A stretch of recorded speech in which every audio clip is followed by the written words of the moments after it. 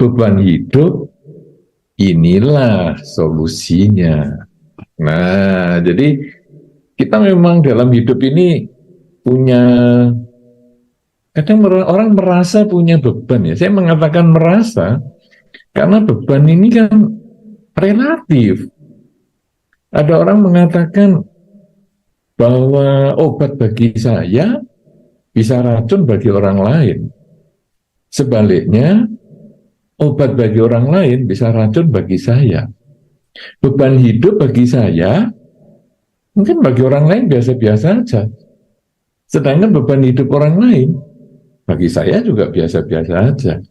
Karena itu kadang kalau kita mendengar curhat dari orang-orang ya, jadi kita mungkin di dalam masyarakat, baik di kalangan umat Buddha maupun juga di masyarakat umum, kadang dengan saudara kita, dan lain sebagainya, kadang kita akan mendengar cerita-cerita problem yang mereka hadapi, katakanlah beban hidup yang mereka hadapi itu.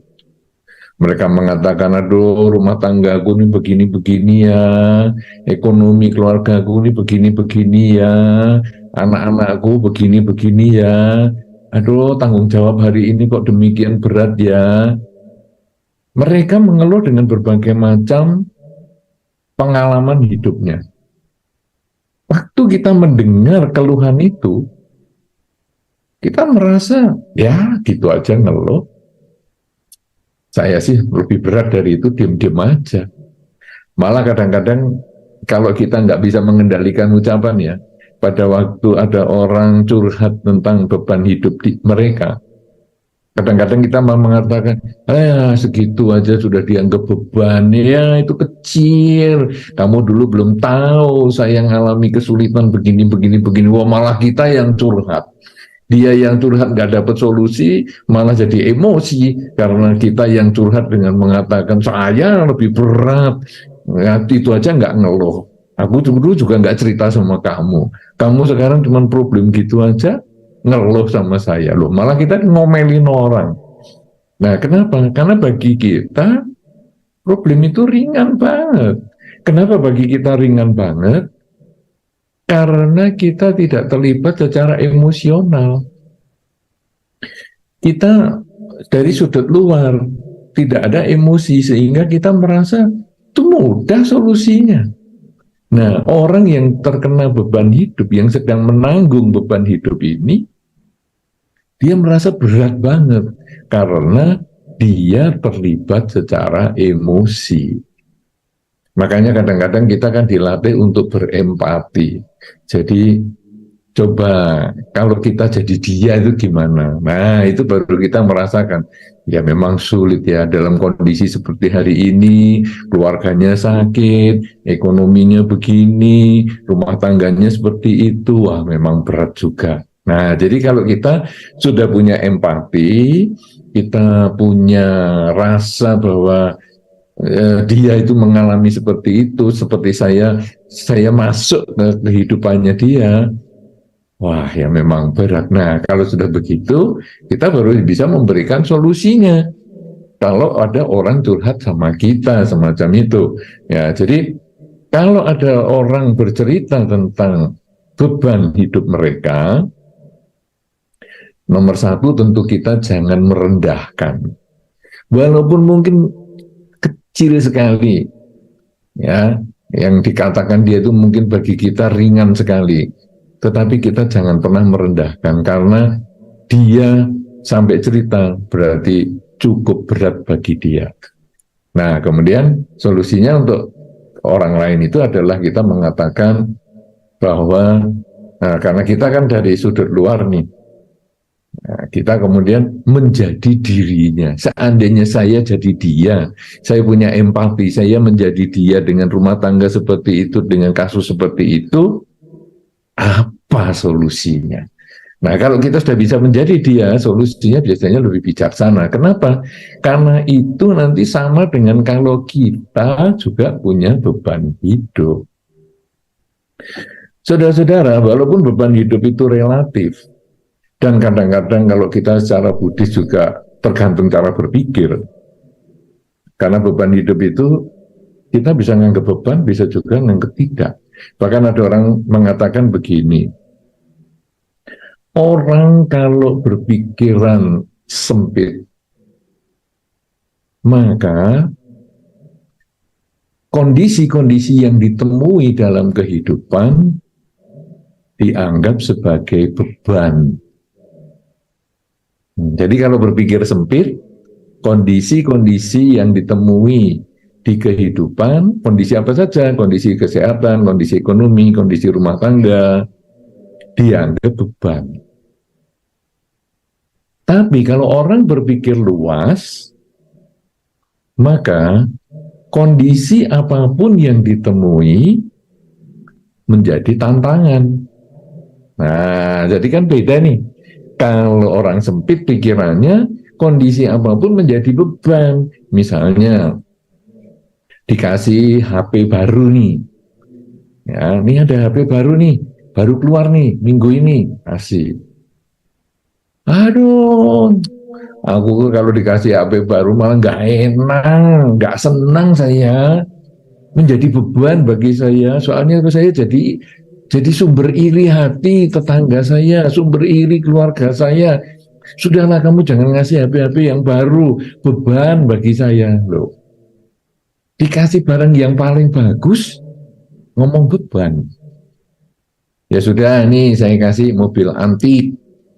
Ya, ini kan barang kuno nih sekarang. Nanti kan kamu HP baru, katanya beban. Ya, sekarang ini mobil kuno. Ya, mobil kuno, servisnya susah, spare partnya susah. Kamu ini ngasih beban aku. Salah lagi. Kenapa? Karena dia berpikir sempit. Maka apa saja yang ditemui jadi beban. Nah, tapi kalau berpikir luas, apa saja jadi tantangan. Nih, saya kasih HP baru. Wih, HP baru. Waduh, aku belum pernah punya ini. Kehebat ini kamu kok bisa ngasih aku. Berarti aku punya kesempatan untuk belajar. Loh, ini kan jadi kesempatan. Berbeda kan, barangnya sama. Tapi diberikan kepada orang yang berbeda, cara berpikirnya juga jadi lain. Ini, saya punya mobil antik. Saya kasihkan kamu ya. Oke. Wah, ini bagi saya ini tantangan ini. Kalau sekarang mobilnya rusak, spare partnya nggak ada, bagi saya ini tantangan. Apakah saya bisa mengganti spare part ini dengan spare part mobil yang lebih baru, atau mungkin kalau berbeda sedikit, kemudian saya kalau dalam bahasa Jawanya dioboh, jadi dibikin, disesuaikan sehingga spare part yang mobil baru ini kemudian akhirnya bisa dipakai ke mobil yang lama. Wah, bagi saya ini tantangan ini. Wah, kamu ini tahu aja kalau saya ini orang yang suka tantangan. Nah, beda. Makanya kalau sekarang kita berpikir demikian, beban hidup, inilah solusinya. Apa solusinya? Cara berpikir. Nah, jadi kita mau berpikir luas atau mau berpikir sempit? Kalau mau berpikir sempit, dapat rezeki pun jadi beban. Tapi kalau berpikir luas, kesulitan pun menjadi tantangan. Wah, ini sudah ada poin-poin yang macam-macam kan? Jadi beban hidup itu bisa tergantung pribadi, sekarang tergantung juga cara berpikir kita, sempit atau luas. Nah, saudara-saudara, tapi kadang orang mengatakan Bante, cara berpikir ya iya, tapi kenyataan ini memang ada beban hidup itu. Ya ekonomi saya ini loh berat, saya ini loh sakit-sakitan, rumah tangga saya ini loh kacau-kacau. Masa sih semua cara berpikir? Sebetulnya kalau mau diikuti sesuai dhamma, memang itu cara berpikir. Kenapa? Karena di dalam dhamma, hidup itu berisi ketidakpuasan. Bertemu dengan yang tidak disukai, berpisah dengan yang dicinta, itu sebetulnya sumbernya dari keinginan kita. Keinginan kita untuk selalu berkumpul dengan yang kita sukai, dan kita tidak ingin bertemu dengan yang tidak kita sukai. Jadi yang kita anggap beban hidup tadi, kalau secara dhamma juga itu hanya pola pikir bahwa saya tidak mendapatkan apa yang saya sukai, itu menjadi beban hidup juga.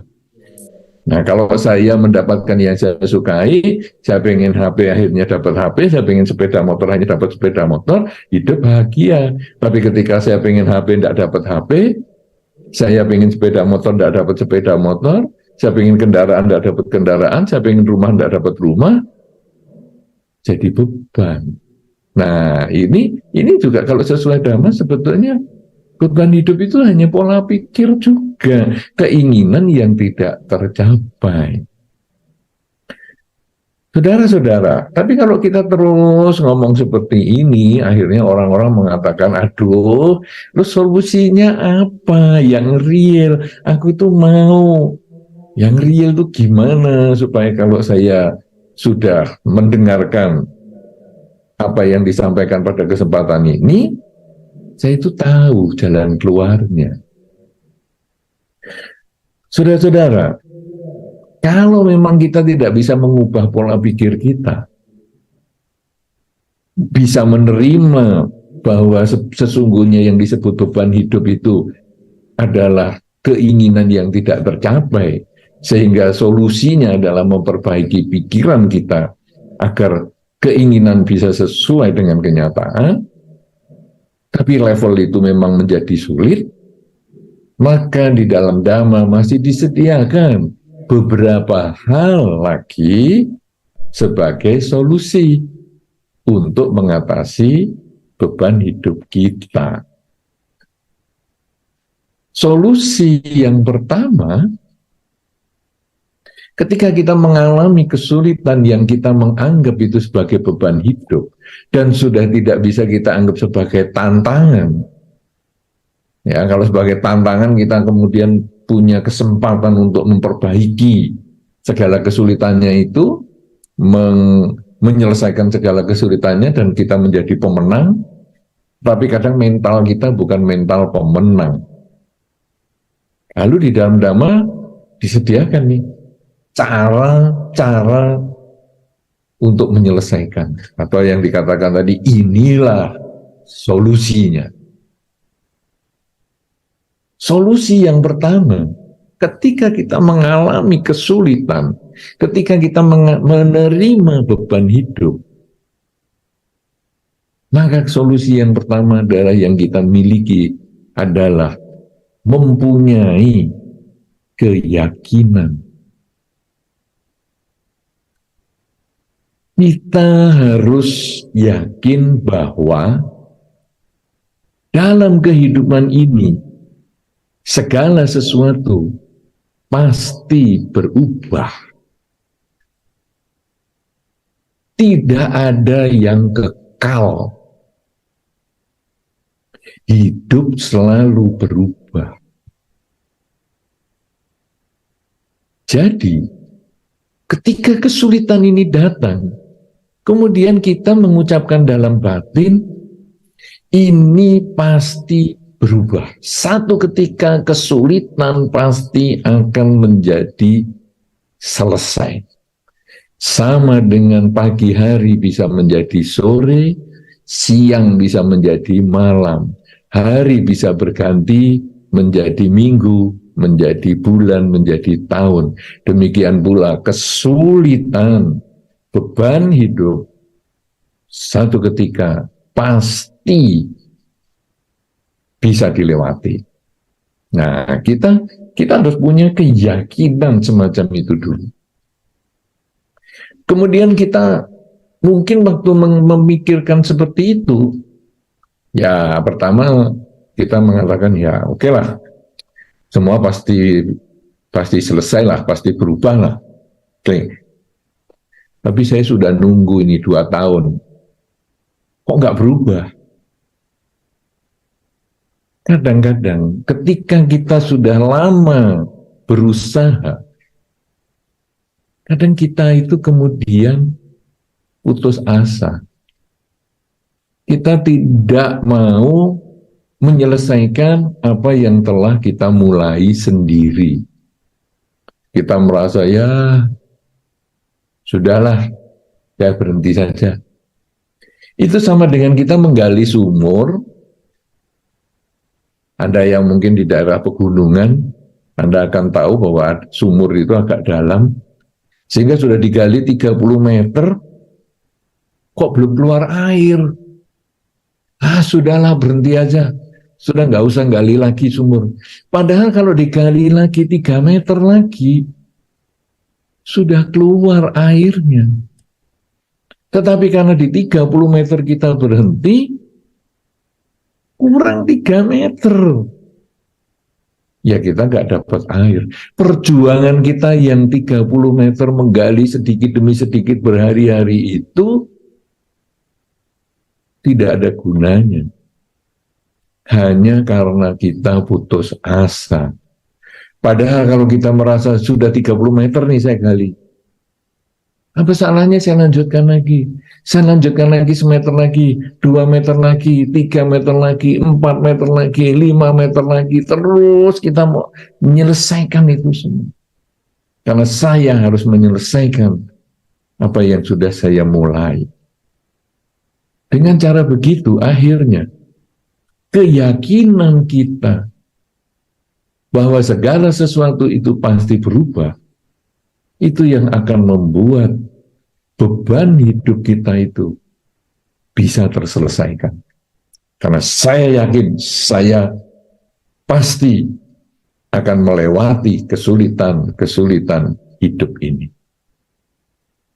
Apalagi kalau kita punya keyakinan tentang hukum sebab akibat perbuatan, bahwa saya mengalami kesulitan ini adalah bagian dari buah perilaku yang pernah saya lakukan sebelumnya.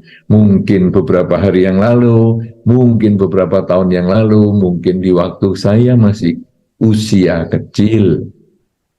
Mungkin saya melakukan hal-hal yang tidak baik, dan sekarang dalam masa ini saya sedang memetik buah perilaku buruk itu.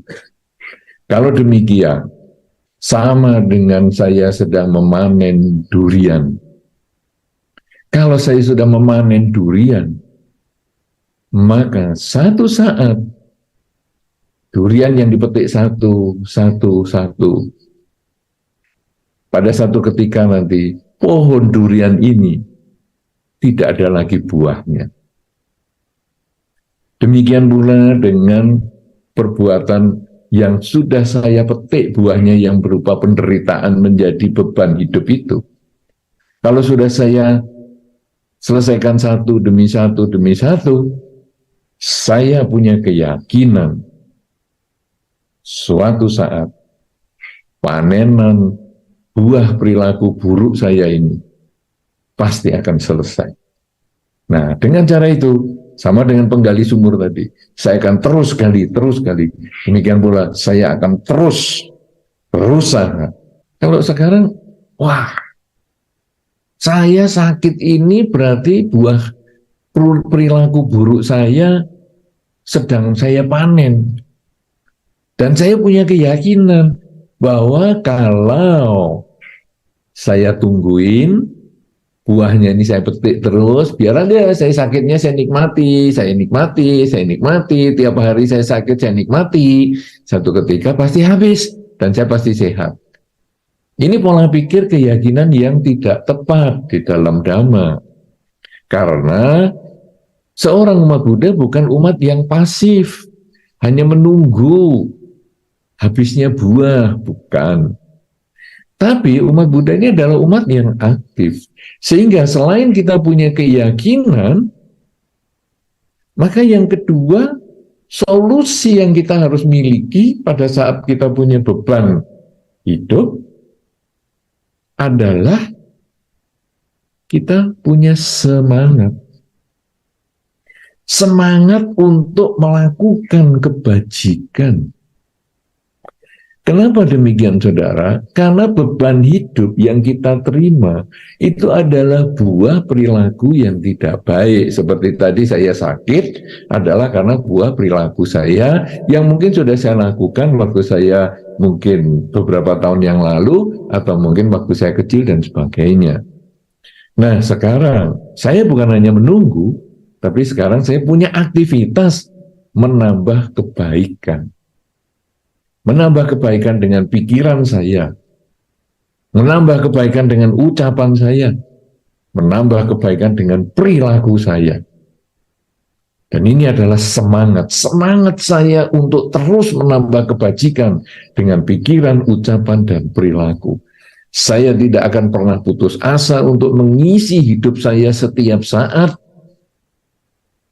dengan berbuat baik lewat pikiran, ucapan, dan perilaku. Karena saya memahami, kalau saya sekarang di dalam kehidupan ini mengalami beban hidup yang berat, ini kalau di dalam Dhamma digambarkan seperti segelas air yang ada sesendok garam di dalamnya. Saya sudah tidak bisa mengeluarkan sesendok garam ini, saya tidak bisa memisahkan garam dengan airnya. Tetapi yang bisa saya lakukan adalah menambah air. Sedikit demi sedikit saya tambah. Sehingga kalau tadi airnya hanya segelas, saya akan tambah menjadi 1 galon. Sehingga garam yang sesendok masih tetap ada di dalam air yang segalon. Tetapi rasa asinnya sudah tidak ada. Garam adalah lambang perilaku buruk yang buahnya mungkin sedang saya terima saat ini dalam bentuk sakit atau dalam bentuk beban hidup yang lain, mungkin tentang ekonomi, mungkin tentang pekerjaan, mungkin tentang rumah tangga dan lain sebagainya. Nah, ini adalah buah perilaku buruk yang saya miliki, sehingga saya harus menerima semua ini karena hukum sebab dan akibat perbuatan itu tidak pernah salah dan tidak pernah bisa diwariskan. Jadi saya adalah pewaris perilaku saya sendiri. Jadi sekarang saya berusaha menambah kebaikan. Saya tahu tadi garamnya ini sudah ada di dalam 1 gelas air ini, sehingga hidup saya sangat asin, beban hidup saya sangat berat. Sekarang saya hanya menambah kebaikan dengan pikiran, ucapan, dan perilaku saya sesering mungkin setiap hari, setiap waktu.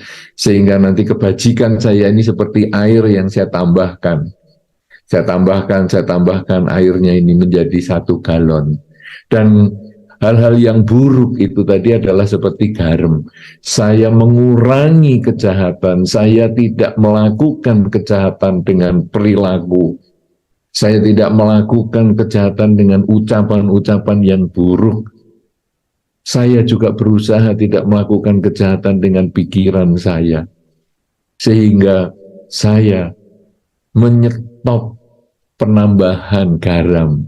Saya menghentikan penambahan garam, tapi saya menambah air semaksimal mungkin. Karena ini kalau di dalam Dhammapada dikatakan kurangi kejahatan, kurangi garamnya, tambah kebajikan, tambah airnya.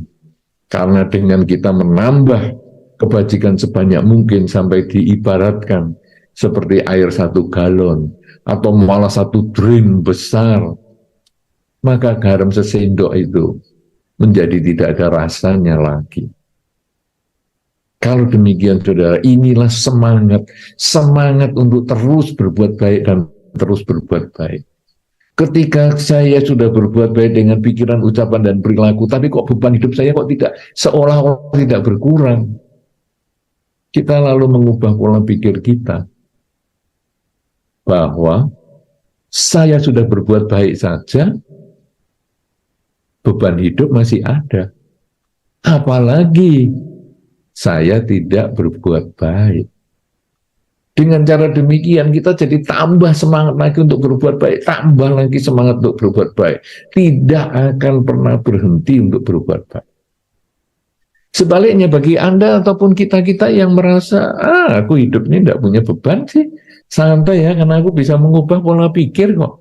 Bahwa semua kesulitan dalam hidup ini saya anggap tantangan. Jadi saya tidak merasa ada beban hidup.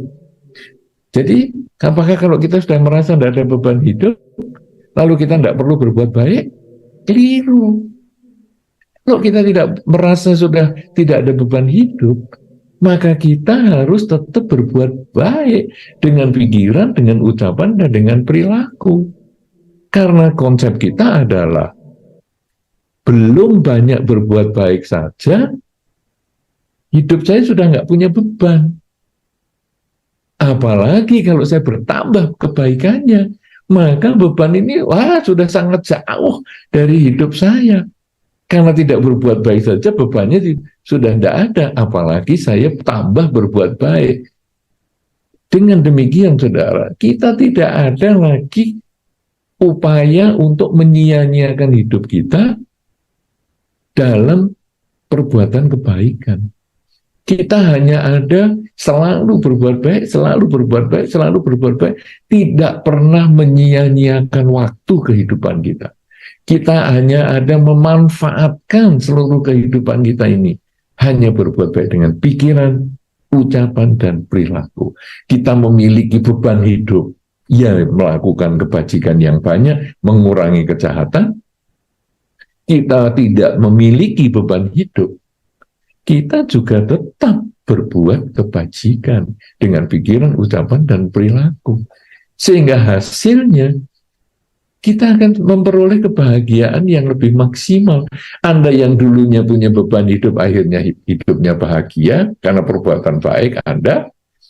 Anda yang tidak punya beban hidup sebelumnya, dengan banyak berbuat baik, hidupnya tambah bahagia lagi.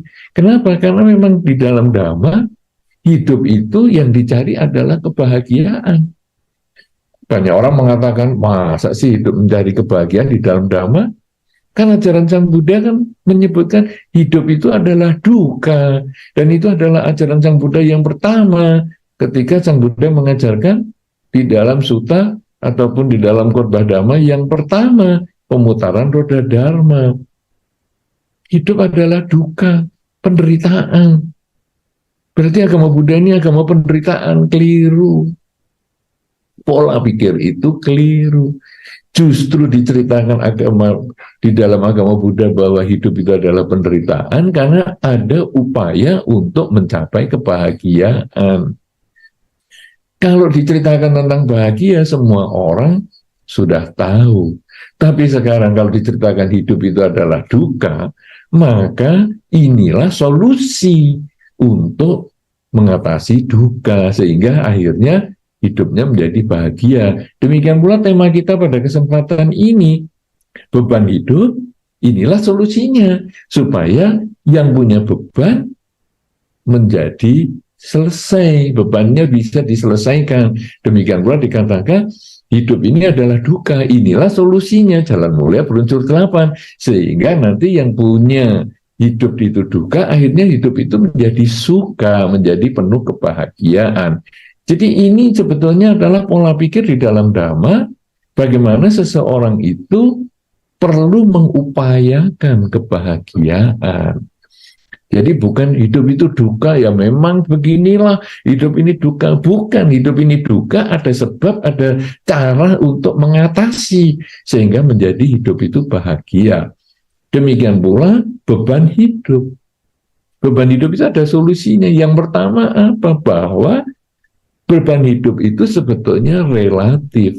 Tiap orang punya cara berpikir sendiri menyikapi hidupnya. Baik hidup dalam rumah tangga, dalam pekerjaan, kasus-kasus ekonomi, dan lain sebagainya. Jadi sebetulnya dia relatif. Kemudian tergantung cara berpikir. Yaitu, kalau cara berpikirnya sempit, apa saja menjadi beban hidup. Punya mobil bagus pun beban hidup, karena merasa, waduh, jadi aku nggak aman nih kalau nyimpen mobil di rumah misalnya. Tapi kalau pikirannya luas, kesulitan itu menjadi tantangan. Nah, kemudian kalau kita sudah memahami itu, maka Kita kemudian bagaimana cara menyelesaikannya atau membantu orang dengan kita punya empati, kita berusaha menjadi orang di lain, kita menjadi dia kalau yang sedang curhat itu bagaimana, atau kalau kita sedang mengalami beban hidup, lalu apa yang harus kita siapkan di dalam Dhamma. Walaupun Dhamma ini mengajarkan semua itu pikiran, bahwa keinginan itu tidak bisa menjadi kenyataan, itu juga jadi beban hidup. Kalau jadi keinginan itu yang harus diperbaiki, bukan kenyataan. Ya, tapi tentu kita mungkin punya problem masing-masing. Nah, solusinya sebetulnya cukup dua hal. Yang pertama, kita punya keyakinan bahwa yakin hidup ini selalu berubah. Demikian pula kesulitan hidup kita, beban hidup kita ini, satu ketika pasti akan berubah. Dan kemudian kita juga yakin yang kedua, apa yang saya alami ini adalah buah dari perilaku saya. Jadi bukan karena orang lain. Ya, jadi saya mempunyai beban hidup ini kenapa? Sejak saya menikah dengan kamu kok hidup saya susah ya? Apakah kamu ini penyebab beban hidup? Bukan. Beban hidup adalah buah perilaku saya atau cara berpikir saya yang tidak tepat tadi. Jadi bukan karena menikah dengan si A kemudian beban hidup datang. Aku setelah melahirkan dia, anak yang ini kok jadi aku punya beban hidup. Bukan, karena itu pola pikir atau buah perilaku kita sendiri. Nah, jadi setelah kita punya keyakinan yang kuat bahwa ini buah perilaku kita, maka kita harus punya semangat untuk mengubah. Yaitu bagaimana?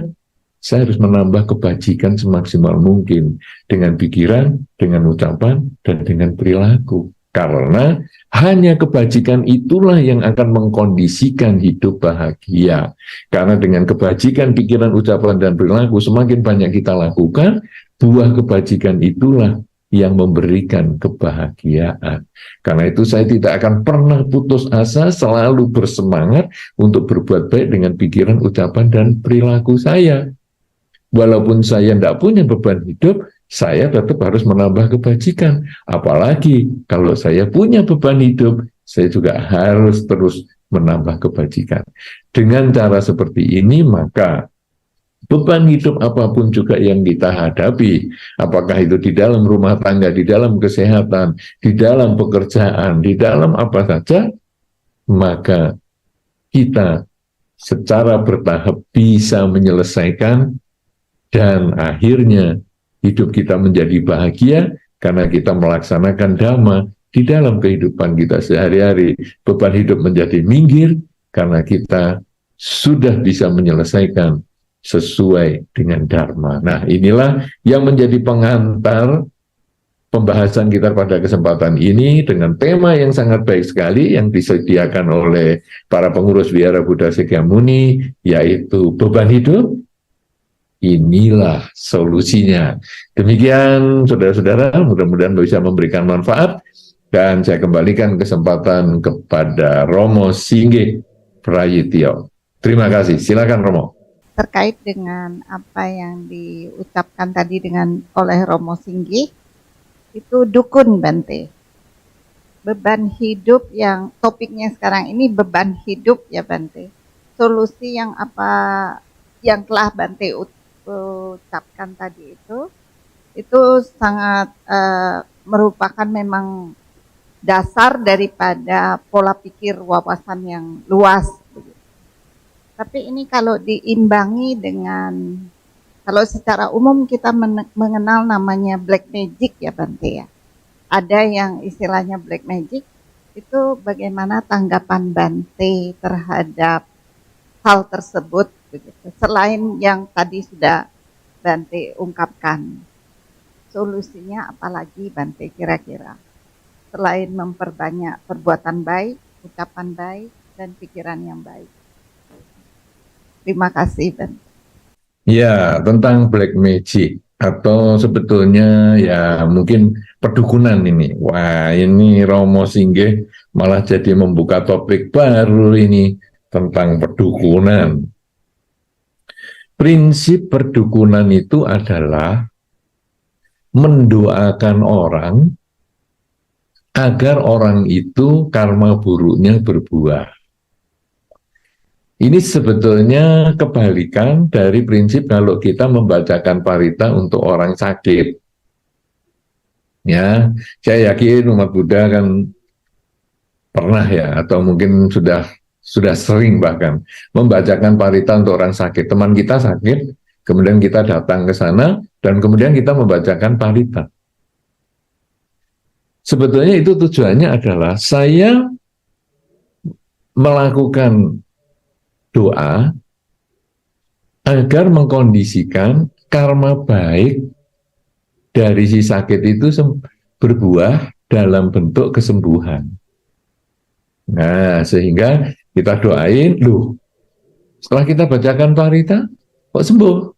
Nah, bukan hanya paritanya saja yang membuat sembuh, tetapi paritanya ini mengkondisikan buah karma baik yang dia miliki dipercepat sehingga matang dan akhirnya sembuh. Mestinya matangnya sebulan, dalam 2 minggu akhirnya matang dan sembuh.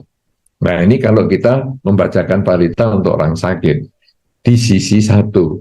Di sisi yang lain, kita bisa membacakan doa, bukan kita ya, tapi ya ada orang-orang tertentu yang bisa membacakan doa, mengkondisikan orang yang dibacakan doa itu mengalami sakit, atau mengalami kesulitan-kesulitan tertentu, apakah dalam problem ekonomi, rumah tangga, kesehatan, dan lain-lain dan lain-lain. Nah, itu sebetulnya hasil doa. Sama dengan tadi yang ketika kesehatan ya. Didoakan ini sebetulnya istilahnya mengkondisikan, ibaratnya Anda itu memberi meletakkan mungkin kalau ada buah, saya tidak tahu ini Romo Singgih kalau buah di Bali misalnya buah mangga ya, mestinya mau matang dalam 5 hari ke depan, tapi kemudian kita simpan dengan cara tertentu, agak panas tempatnya, sehingga diperam bahasa Indonesianya, itu akhirnya dalam 3 hari matang. Kalau di Bali pakai cara apa ya diperam itu ya? Apa Romo Singgih? Kalau kita sebutnya di karbit gitu ya Bante ya. Memang pakai karbit. Memang pakai karbit. Ya istilahnya seperti itu Bante. Di karbit biar lebih cepat. Okay. Gitu, oh ya. Jadi bahasa Indonesia sebetulnya diperam. Ya, tapi mungkin ada beberapa yang dulu waktu sekolah diajar tapi sekarang sudah lupa karena jarang dipakai, sehingga adanya di karbit. Memang dulu pakainya karbit, memang karbit rasanya sekarang sudah enggak dipakai lagi. Itu artinya buah mangganya mestinya matang dalam 5 hari, kemudian kita peram, kita karbit lah katakanlah begitu, sesuai dengan apa yang Anda ketahui, dalam 3 hari matang. Tapi Anda ingat, itu buah mangga yang dalam kondisi layak untuk dikarbit. Kalau buah mangganya itu masih kecil, Anda mau karbit seberapa banyak, dia tidak bisa. Dia harus ada kondisi tertentu. Jadi artinya, kalau sekarang orang yang sakit itu, karma baiknya itu sudah memang seperti buah mangga yang layak dikarbit, maka begitu kita bacakan doa, dia seperti karbit itu, langsung matang atau lebih cepat matang. Sebaliknya, kalau buah karmanya si sakit itu masih seperti mangga itu yang masih kecil, maka di karbit pun dia nggak bisa. Maka kita sudah doakan loh ini, ya. Tadi kita sudah tiap hari datang. Dulu didoain orang 5, nggak sembuh. Kemudian kita tambah jadi orang 15, nggak sembuh juga. Kita tambah jadi 30 orang, nggak sembuh juga. Kenapa? Ya, dipikirnya karbitnya masa kurang nih. Ya tadi dikarbit 5 orang nggak bisa, dikarbit 10 nggak bisa, dikarbit sekarang 40 orang. Kok tetap nggak bisa? Adanya malah yang sakit pingsan kepanasan karena kamarnya dimasukin 40 orang misalnya. Nah ini gimana ini? Karena dia buahnya masih kecil, terlalu kecil untuk dikarbit. Nah, Itu dari sisi orang sakit bisa sembuh atau orang sakit tidak bisa sembuh. Demikian pula sekarang dari sisi gelap, yaitu mendoakan orang biar sakit atau biar mengalami kesulitan.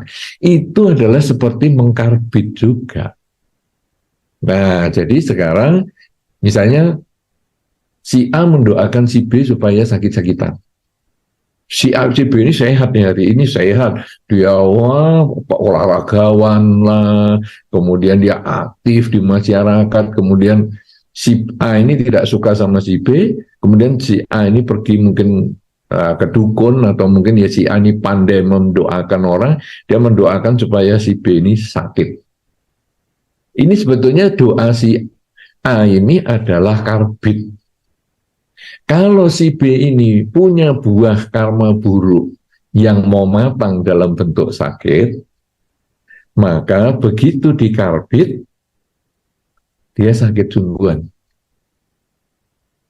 Tapi kalau karma baiknya masih cukup, dan karma buruknya ini buahnya masih kecil, didoakan sampai habis bunga 1 kuintal pun tidak bisa.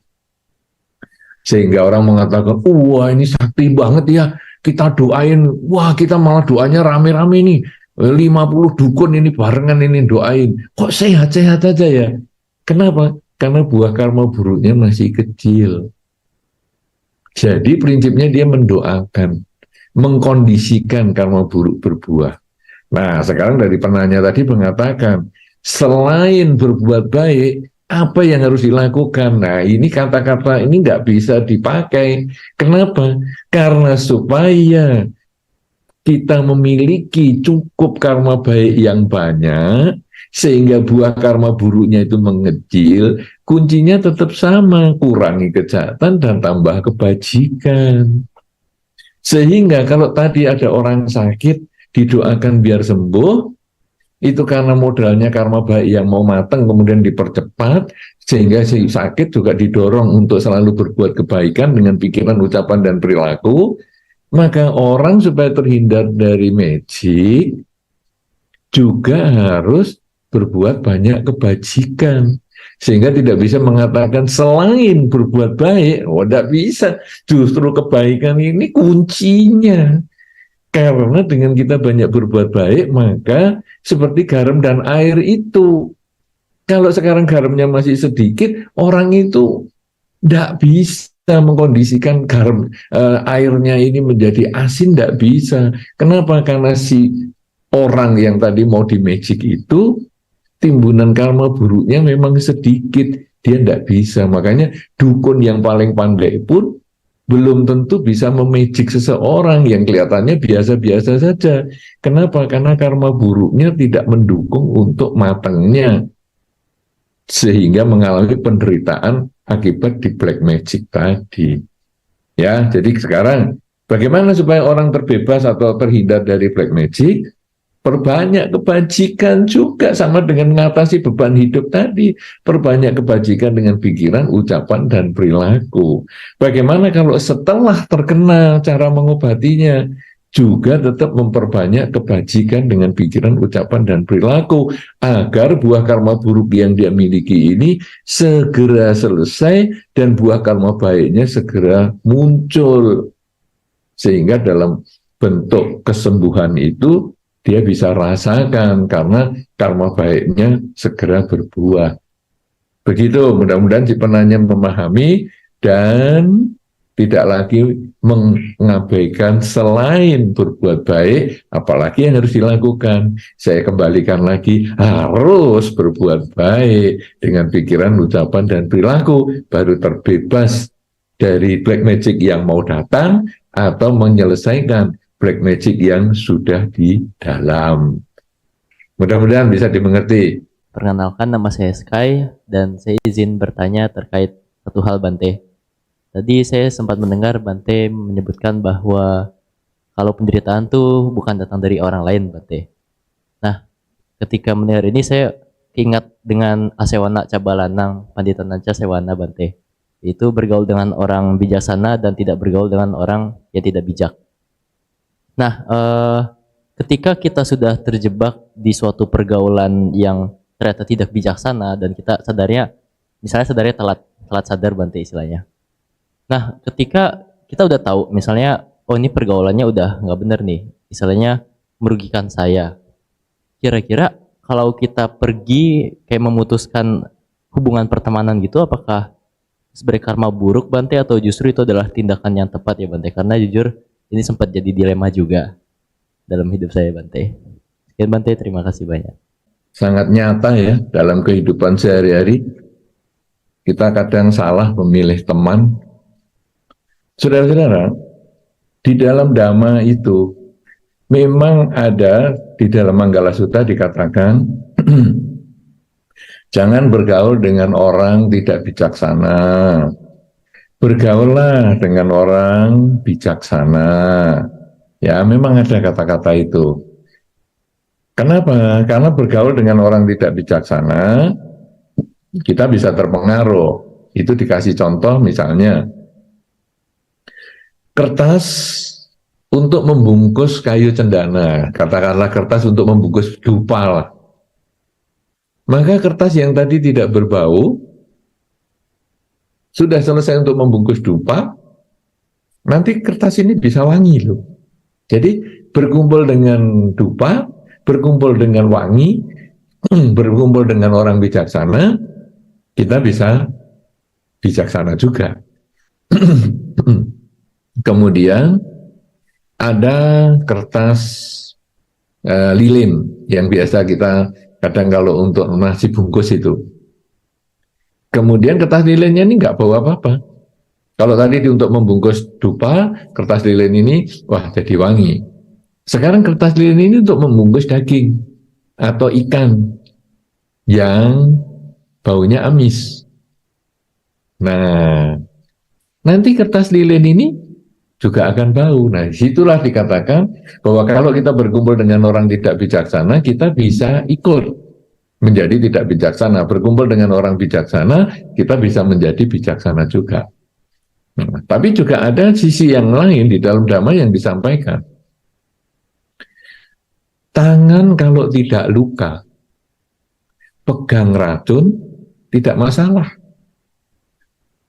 Artinya bahwa kalau batin kita ini sudah seimbang, berkumpul dengan siapa saja itu biasa-biasa saja. Nah, tetapi ya mungkin kita untuk keseimbangan batin agak sulit, sehingga tadi dikatakan, kalau saya sudah ketemu dengan orang yang tidak bijaksana, mau pergi itu bagaimana? Tidak problem, cuman begini ya, orang tidak bijaksana itu tidak 100%. Di dalam masyarakat sebetulnya kita melihat bahwa orang itu tidak 100% baik, tidak 100% buruk. Ada orang baik tapi juga punya keburukannya sendiri. Ada orang tidak baik tapi juga dia punya kebaikannya sendiri. Nah, sekarang kita berkumpul dengan orang yang tidak baik. Oke, berkumpul di bidang apa nih? Misalnya, wah saya ini nggak cocok kalau berkumpul dengan dia, ini urusan agama. Karena dia itu selalu mengajak saya untuk males ke wihara, misalnya. Wah ini bikin tidak beres nih. Nah, oke. Dia mengkondisikan saya tidak mau ke wihara. Kalau gitu di bagian urusan agama ini, bagian ke wihara ini, saya tidak mau hubungan sama dia. Misalnya, ayo kita ke wihara bareng, enggak lah, karena nanti pasti dia omongannya, wih sok suci nih ke wihara segala gaya, nih contoh aku nih, ya aku nih kalau ke wihara cuma setahun sekali waktu Wesak saja misalnya, wah kita jadi repot nih. Jadi ini tidak bijaksana bagian itu, tapi mungkin dia punya bijaksana di bidang yang lain. Misalnya, dia itu pandai di bidang misalnya servis sepeda motor misalnya, atau servis kendaraan misalnya. Sehingga kita kalau ada kendaraan rusak, ya kita boleh serviskan ke dia, tidak ngapa-ngapa. Tapi begitu dia ngomong urusan wihara, maaf ya, kita ngomong yang lain aja. Kenapa? Karena ada sisi yang kebaikannya yang kita bisa dapatkan juga, karena dia tidak 100% jahat. Tapi kalau seandainya Anda tetap merasa nggak nyaman lah saya kumpul sama dia, Silakan Anda meninggalkan orang itu, tidak ada problem. Karma itu adalah niat. Anda niatnya apa? Kalau Anda niatnya mau jahat sama dia waktu meninggalkan dia, itu karma buruk. Tetapi kalau Anda tidak punya niat buruk dengan dia, Anda hanya menjaga diri Anda ini seperti kura-kura masuk ke cangkangnya, Anda tidak masalah.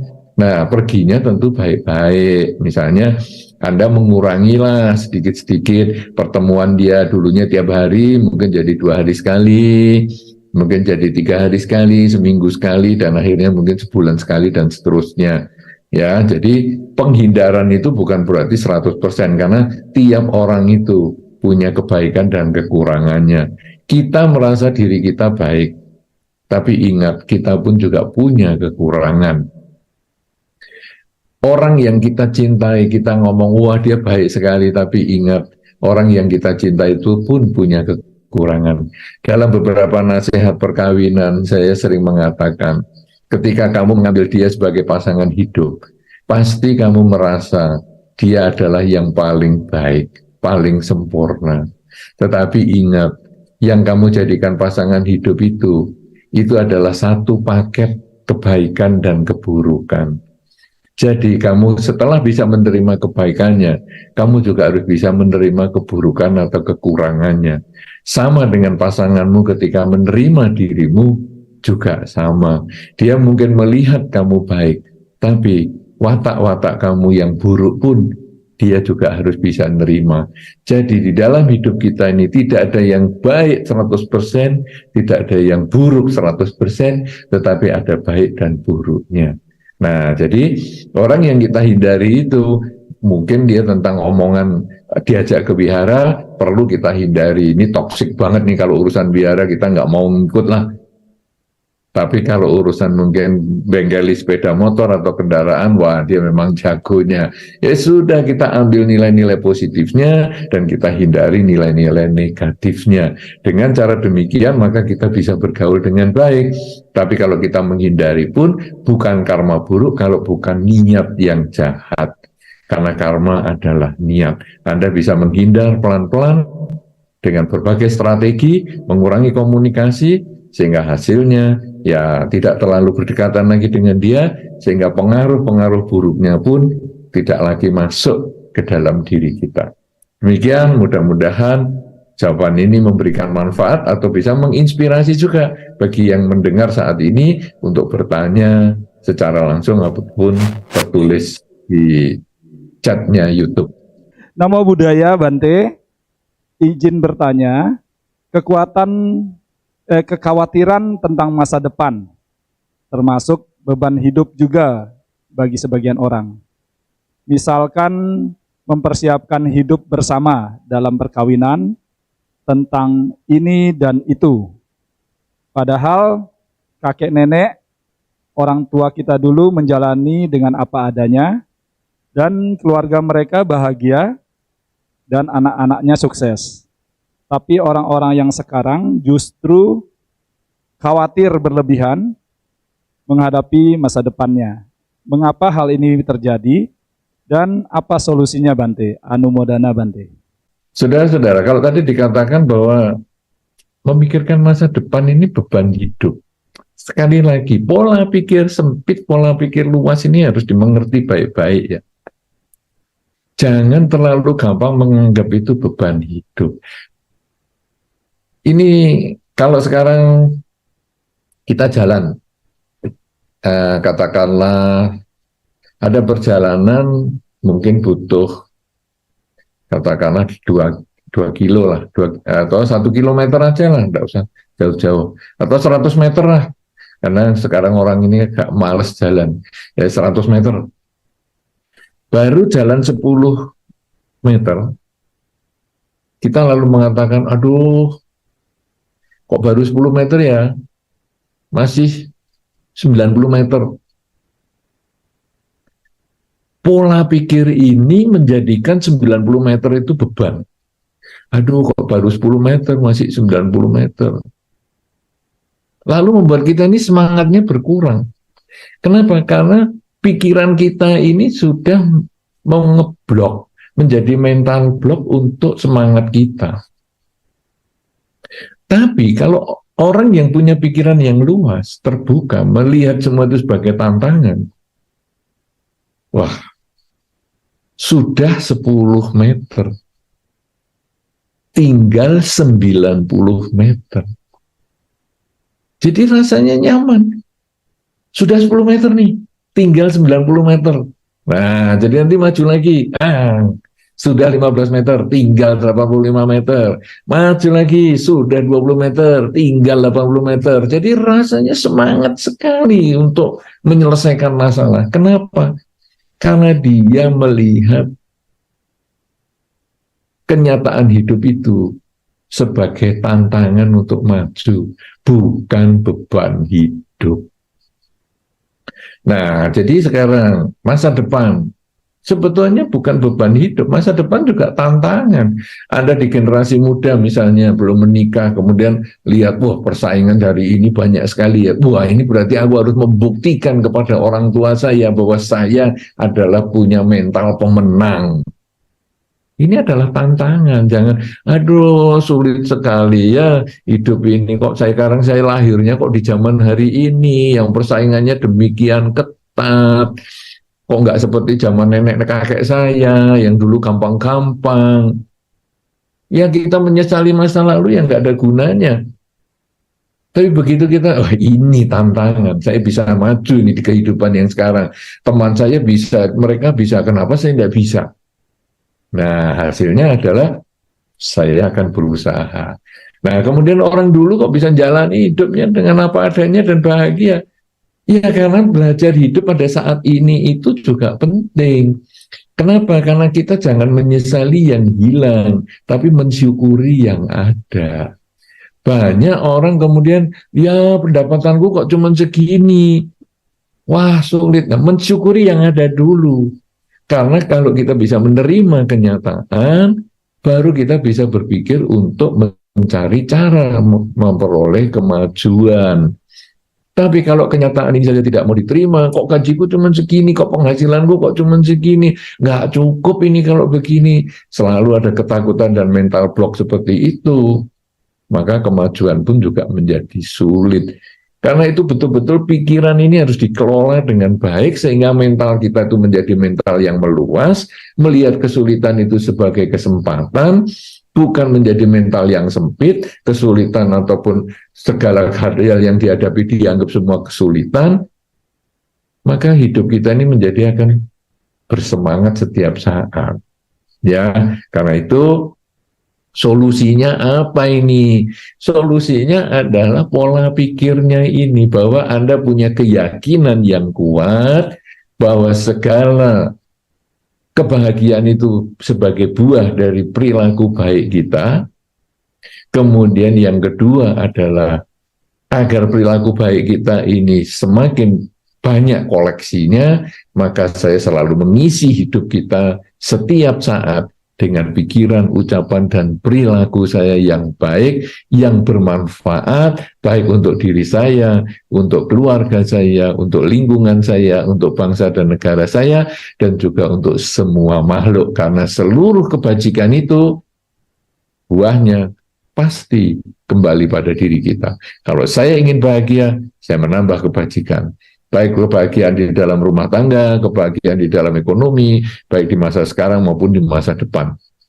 Tapi kalau saya mengurangi kebaikan, saya malas berbuat baik, maka ya saya tidak usah mengeluh kalau saya juga menghadapi berbagai rintangan, berbagai kesulitan ketika mau berkarya, mau berusaha, dan lain sebagainya.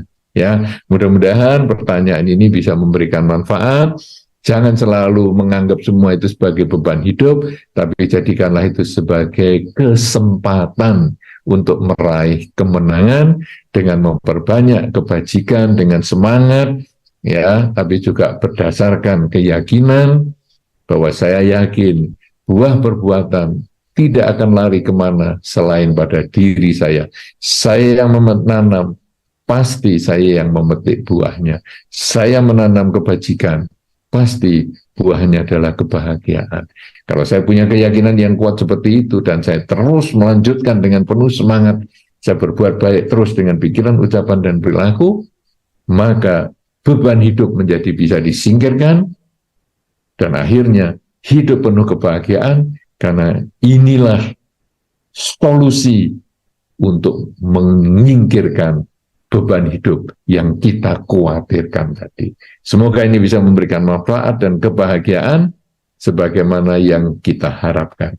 Beban hidup Anda pasti akan lewat kalau Anda sudah menjalankan segala yang kita bahas pada kesempatan ini.